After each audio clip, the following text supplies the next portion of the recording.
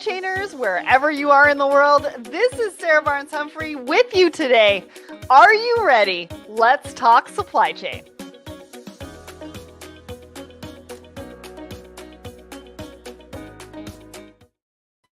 Hello, everyone, and welcome to Thoughts and Coffee. It is stormy here in Toronto, so I'm hoping that my internet is not going to go out because we have a fabulous show for you today.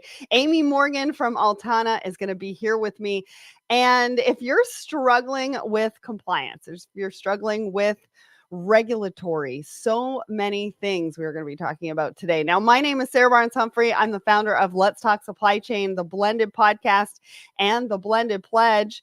And we couldn't do this without our show sponsors. So are you ready to find your community? Well, if you are struggling to find a supply chain community of like-minded professionals where you can level up, network, learn about best practices from experts in supply chain, professional development, and marketing, look no further. We created the Secret Society of Supply Chain to provide a safe space, a community for everyone in the industry. We offer unique opportunities for everyone to connect and grow in 3 distinct value-packed communities: the Supply Chainers, Women in Supply Chain, and the Creative Room. From the learn at your own pace, content-rich approach of the Supply Chainers to the empowering community focus of space of Women in Supply Chain and the marketing mastermind of the Creative Room, we mean it when we say there's truly a place for everyone. So head over to secretsocietyofsupplychain.com and explore which community is right for you. All right. Let's get into what is new with Let's Talk Supply Chain before we bring Amy up.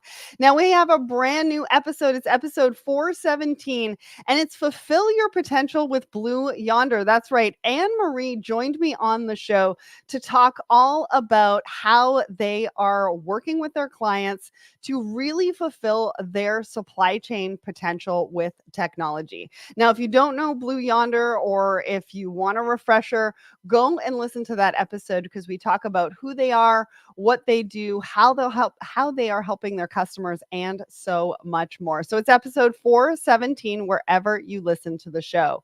And then we've got LogTech Live. So this is coming at you live on Friday at 10 a.m. Eastern. Eric Johnson is going to be back, and he's talking from blind spots to bullseyes, mastering visibility in logistics. Now, I'm curious about this one because visibility has been kind of one of those buzzwords that everybody is talking about, but also means different things to different people. So I'm excited to see what he has to say. And I don't know if you missed this, but last Wednesday, Relax had a live show and they were talking about dealing with uncertainty in retail. I know a lot of you are dealing with a lot of uncertainty and disruptions. And I wanted to let you know that we have a show for that. So head over to Let's Talk Supply Chain YouTube and check out the latest show with Relax. What else have we got for you? I'm going to be hosting a webinar with Supply Chain Brain and Oliver Wright, and we're talking about inventory fitness, governance, targets, and segmentation. Now, this is happening July 23rd at 2 p.m. Eastern. So go ahead and click the button in the comments and register for that because there is a lot that we're going to be talking about that you're not going to want to miss out. Next, last week, I don't know if you missed this one as well, but we did a LinkedIn Live about parcel shipping with Reveal. Now, go and check this out. It's over on the Let's Talk Supply Chain LinkedIn page or YouTube. We talked about plugging cache leaks, and we talked about how to ship yeast for like beer and alcoholic beverages. And Catherine really walked us through all of the challenges that she had with that and how she overcame them and how packaging actually was one of her saviors.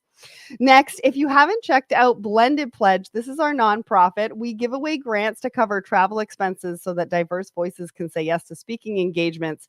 We have just gone from like 8 volunteers to 20. We now have all of our committee chairs filled. I'm so excited because we have so much work to do. But if you know somebody, make sure that they apply. If you want to donate, check out our GoFundMe or our PayPal.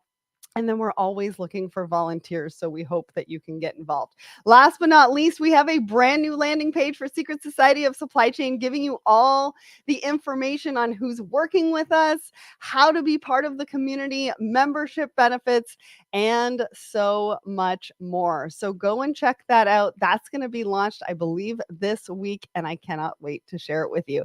All right, that was a lot. And I have one more event that I'm going to share with you at the end of the show. So stay tuned. But without further ado, it's time to bring up Amy. Amy, how are you? How are you? I'm great. How are you? Good, good, good. Where in the world are you today? I'm coming at you from Brooklyn, New York, where it is hotter than the sun.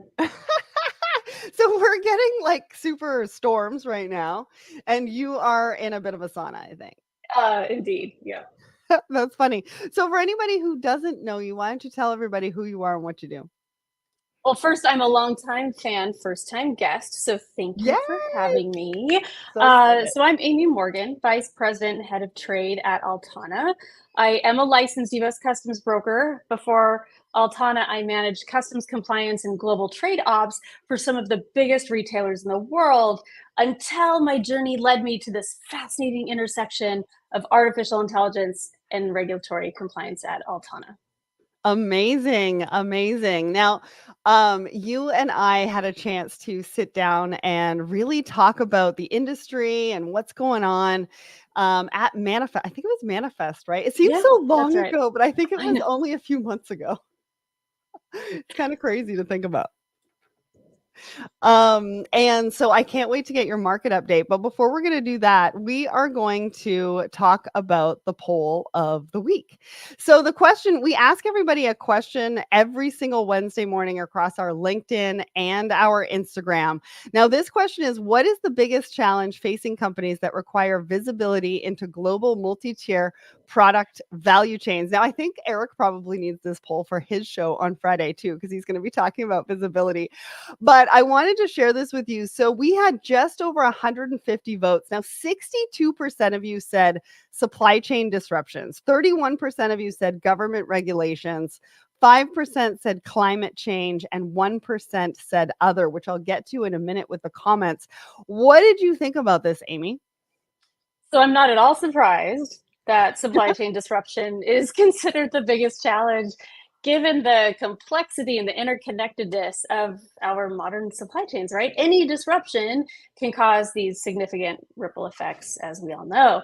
Um, the risk, my brain, however, goes to like they're all actually somewhat connected, right? The risk of delays and disruptions is increasing, and geopolitical tensions, natural disasters, new and evolving regulations, even logistics availability, and unforeseen events like a pandemic have put a spotlight on how fragile our global networks actually are. So we actually need to know more than ever before about the products that we're moving across borders. Just knowing our supply chain isn't enough anymore. So Yeah. I'm not at all surprised by this. It's so true. I had Patricia from Responsible Sourcing Network on a few weeks ago, and she was talking about this as well. Like, there are millions of packages that are being denied into the US because of regulatory and compliance. And I don't know, unless you're affected by it, right? Which might not be today, but could be tomorrow. People aren't Sure. really looking into it, they're not really talking about it. And we need to be talking about it a little bit more. Now, some of the comments that we got, Keelan says, BRICS alliance removing USA from the global trading order. How will other Western countries integrate trade strategies with BRICS without their close USA relationships to use as leverage? So this is the other thing, right? Free trade agreements. How are we moving goods back and forth from different countries? What does that look like? What is the new government going to bring in? As far as tariffs and things like that, because we saw a huge disruption with that last time. What do you think about his comment or even Boris's about climate change?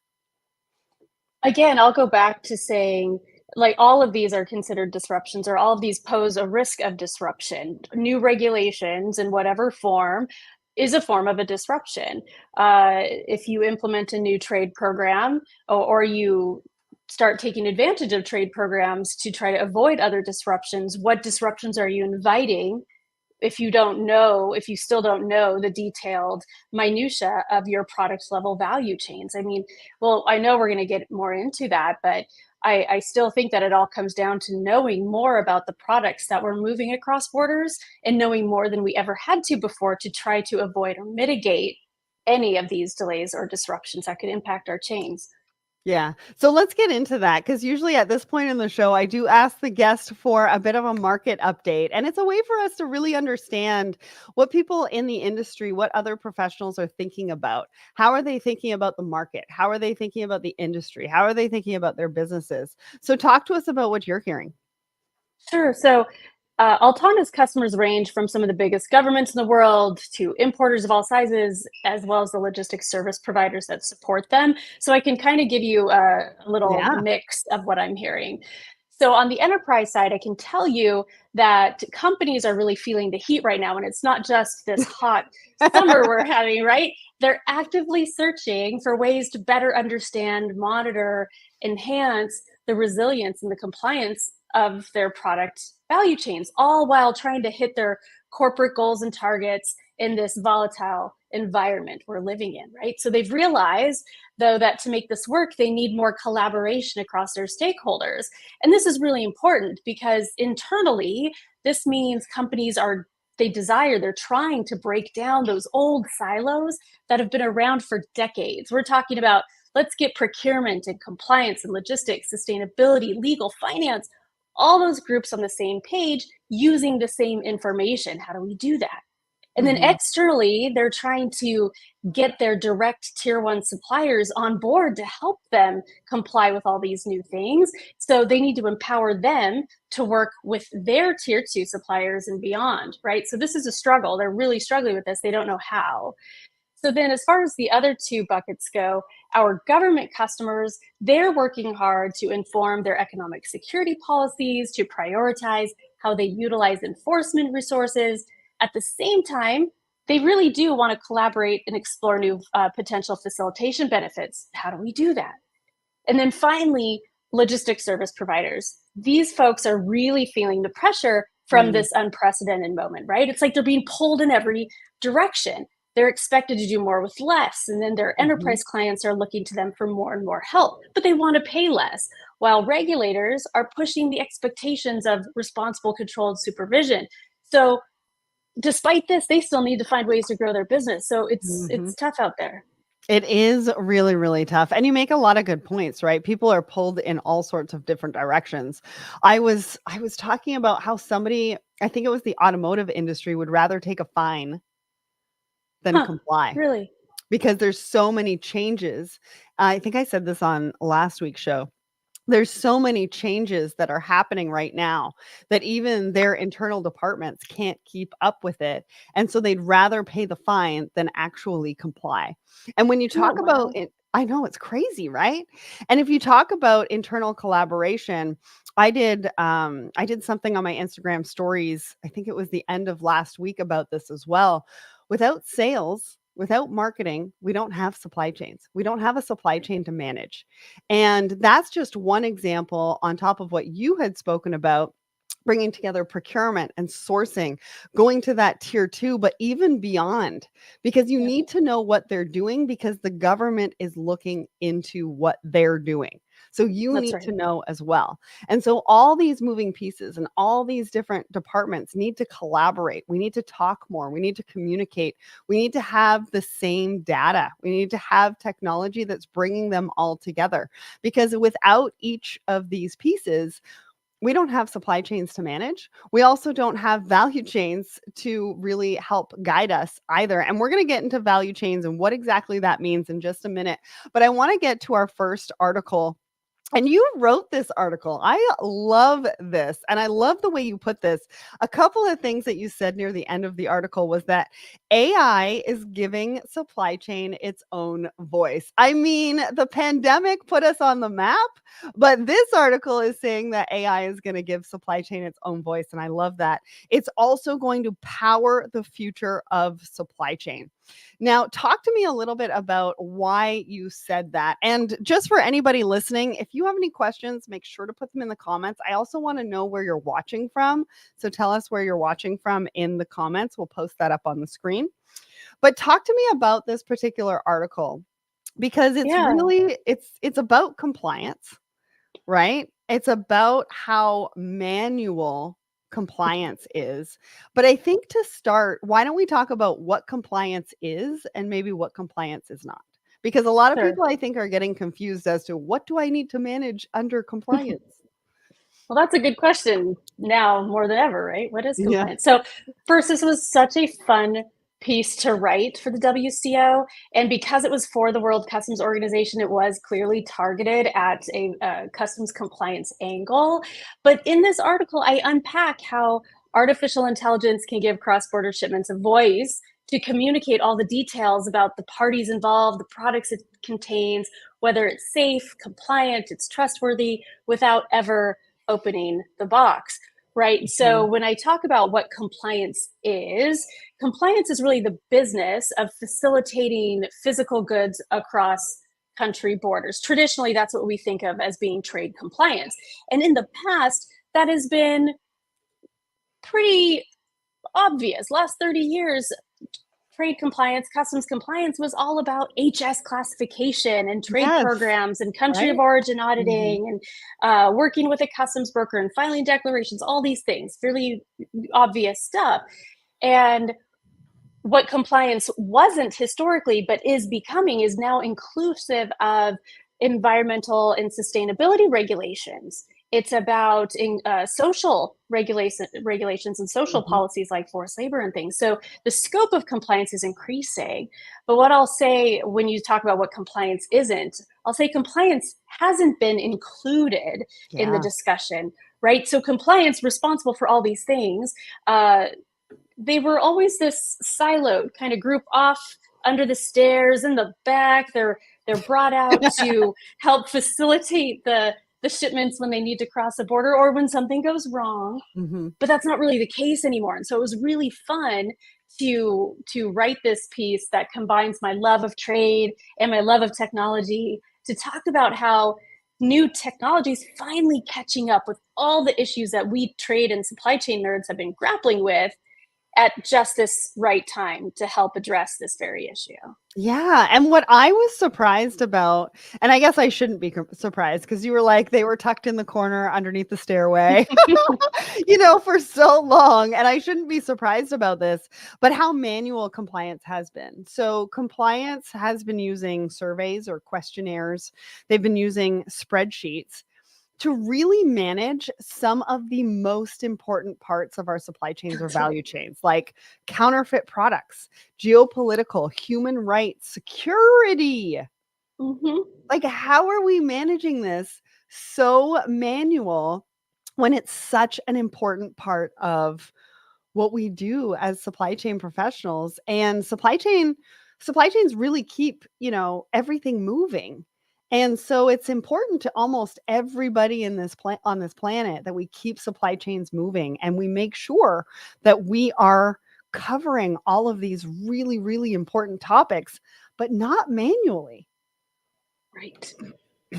It just blew my mind how manual we have been with all of these things. Now, in saying that though, I think that's a really great transition into our second article, because now we're going to talk about how we can use technology or how companies can utilize technology, utilize that AI.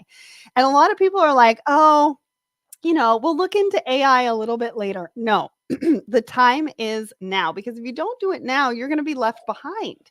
And you need all of this technology to be able to keep on top of it. No longer are you going to be able to have these teams manually doing questionnaires. You're just not going to get the data that you need. So let's talk about this second article, and it is about Altana. And you're talking about how you're introducing the world's first value chain management system. Now, first, you've mentioned value chain. I don't think you have Mm, done the definition of value chain. How no. is it different from supply chain?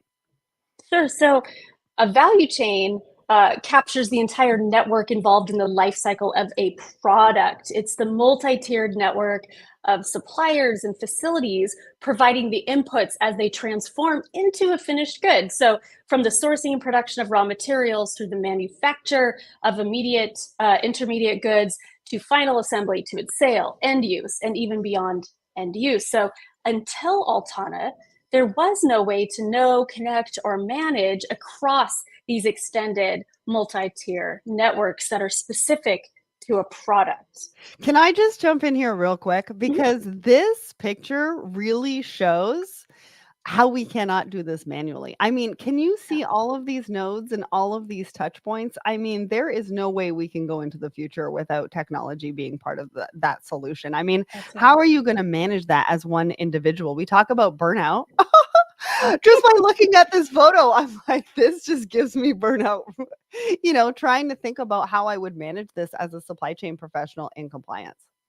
But that's what I'm talking about, right? Like the Yeah. technology finally caught up to the complexity that we all knew this existed. So even if you did do this manually, Mhm. we know that our supply chains are living organisms. How will you ever stay on top of Yeah. something like this? Your chains change too fast. Your suppliers change, their suppliers change.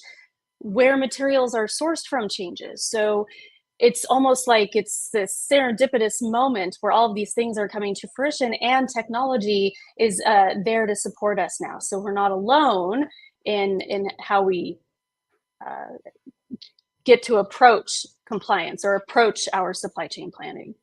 Well, and I think you can see, what we were talking about earlier in the fact that some people would rather take a fine than do some of the compliance because things are changing so much. This is just one view of how everything is interconnected and all of the things that you're doing within a supply chain can touch all of these different parts. When something changes within a regulatory environment or we're going to talk in the next article about carbon reporting. When these things change and they have to report on something that they've never reported before. How difficult is it for companies right now? I mean, let's say that aren't using the technology. How difficult is it for them to get up to speed and to be able to comply with those new regulations? Well, so first, before I go there, it's not just compliance, right? Mhm. It's everything. It's every disruption we have to deal with. It's resilience. It's True. ESG. It's our bottom lines, right? So even if you don't care about compliance, needing to see your extended chains is really important because Mhm. what if a raw material for your finished good is at risk somehow? Whether it's a disruption, a logistics issue, a regulatory issue, who knows what, a shortage. Um, you need to see that anyway, just so you can prepare for and mitigate any of those types of disruptions, compliance aside. Um, but doing this today without the use of some sort of artificial intelligence technology to pull all that data together, Mhm. aggregate it, clean it, show you that the bigger picture would not only be difficult, if not impossible, but expensive, Oh, very expensive. yeah. And the moment you try to do this yourself, it's obsolete. It's obsolete before you've even finished the project because, like I said before, your chains are they're organisms, they live, they evolve. So how are you going to possibly stay on top of that? So we're on the bright side. We are living in a moment where there are tools that can help show us the things we can't see on our own, and help us actually take action on those things, so that we can be compliant, or we can reduce our carbon footprint, or we can diversify our chains to increase our resilience, or Yeah. whatever your goals might be. Well, and imagine getting that alert that says that this shipment isn't necessarily compliant before it even hits the border, and you have a Right? chance to be able to fix it before you get into the mess of it crossing the border because That's right. that can take like almost years, like weeks and months and years, like depending on what the issue is.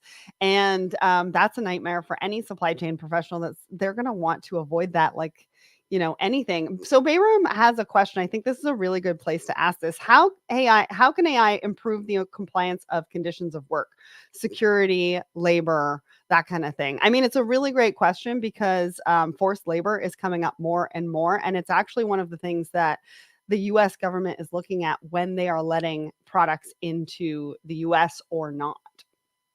Hmm. So when you say the conditions of, could you repeat the question one more time? Oh, sorry. So AI, how can AI improve the compliance of conditions of work? So I would suggest that this would be more about understanding your supply chains and understanding where you might have gaps, forced labor, security, understanding Yeah, your tier two, tier three, suppliers. yeah. I'll answer the question a little bit differently and a little bit broadly to apply to all of those things. So I think AI is the beautiful thing about what artificial intelligence can do is it can bring together massive volumes of different pieces of information and see the patterns and the linkages and show us the things we can't see on our own. Okay. So using that sort of, with that idea in mind, think about what we can do with all of the supply chain and global trade data that exists in the world. We can show you who you're doing business with and who they're doing business with and who they're doing business with and what kind of business they're doing, the products they trade, when, how, where, etc. And if you had better information, I have to believe that if companies had better information and knowledge about where they were sourcing and who they were sourcing from, if they had knowledge that there was a risk or that there was some sort of nefarious activity or non-compliant or unsafe activity in their network, that they would make a better decision, a different decision about who they're Mm. sourcing from. And that would then address those issues that the question asked about. That could help us address those social issues or eradicate forced labor or reduce all of our carbon footprints. I have to believe that, because that's how AI can help us here and now. Yeah, I love the answer. Thank you so much for that question, Bayram. I know you have another question, but we do need to get to the next article. So if you want to connect with Amy on LinkedIn, I think we've put her LinkedIn profile in the comments so that you can go and do that and ask her that question directly. I do want to say hi to Clark and Boris and Rajwant over on my personal LinkedIn. Thank you so much for joining us today. All right. So our last article, now this one I thought was pretty relevant to the conversation because we are talking about how things are manual, but how companies are implementing technology. And this one is how trade can save the planet one tedious spreadsheet at a time. I saw this title and I was like, no, why are we still talking about spreadsheets? So talk to me about this because I think this really goes into how the EU is expecting companies to report on their carbon emissions. And they're Mhm. expecting them to do all of these changes by the end of the year. I think it's by December. And a lot of companies are pushing back because they're like, you're asking us to change processes and systems or implement systems to be able to do this. And we just don't have the time to do it. So, talk to us Right. about this article. What did you think about it? What are your key takeaways? Yeah. So, like you, loved the title. I found this article interesting because it points to this intersection of trade and sustainability. And we talked earlier about how compliance is kind of growing to include all of these new things, including ESG and sustainability issues. And it also addresses the technical and regulatory hurdles that are actually becoming obstacles to trade now. So, this is significant, at least to me, because trade mechanisms like tariffs and admissibility are now being used to support environmental goals. So we talked about the traditional uses of trade compliance and what it used to do and what it's starting to do now. So you see this evolution, right? Mhm. So what the takeaway from this article is in order for companies to participate in international trade going forward, they will have to grapple with what this article calls those tedious spreadsheets, right? Mhm. Basically, all that detailed data that's required to track and report report a company's carbon footprint or to comply with the carbon border adjustment mechanism, or how do you combine geolocation data with satellite data to prove goods aren't derived from deforested lands to comply with deforestation regulations, right? So I know spreadsheets might make you cringe, but where there is a spreadsheet, there is an opportunity, right? Yes, Just that is true. in this case, like we talked about earlier, like the right tech being available at the right time. This is also can be seen as exciting because we can take advantage of all of these new technologies to address these same ESG regulations once you have Mhm. that value chain visibility. Think about all the amazing things you can do if you could just overlay your carbon footprint on top of that. Well, and you mentioned the satellite. In this particular article, they're saying that people are sitting there scrutinizing satellite images Yeah, to find the right image to be able to put through the website for this EU reporting. I mean, that's right. talk about like, labor intensive and very Right. manual. I mean, there's got to be a better way for this. And I'm glad that you came on the show, talk to us about Altana, talk to us about how you're helping with the value chain because you're right, this is only the beginning. They're considering moving that deadline from December, but if they don't move it from December, everybody's going to have to comply. There's going to be fines, and it's just going to go up from there. So, one last thing before we go, I did mention that I had a last event that I wanted to mention to everybody. Tomorrow morning at 10 a.m., Christine Barnhart is going live for Mastering Supply Chain Evolution with the ASCM. Now, you're not going to want to miss this. I get a lot of people coming to me and they're like, how should I upskill? What courses should I be taking? This is going to be the show for you. So click the attend button, even if you can't attend live, and we will send you the link to the recording. Amy, thank you so much for joining me today. I loved all your insights. We've got lots of different questions and comments from people, and I'm hoping that they're going to reach out to you and ask them to you directly, because I know you're very open on LinkedIn and open to answering all those questions. So thanks so much for joining me today. And everybody, this is the last one for a couple of weeks. I'm going on vacation. So I will see you for Thoughts and Coffee again, August 6th. I hope you don't miss me too much, but we'll be back with a great guest. I think it's going to be Audrey, and we'll get you caught up on all the supply chain news and hot topics. Thanks, everyone. Have a great couple of weeks.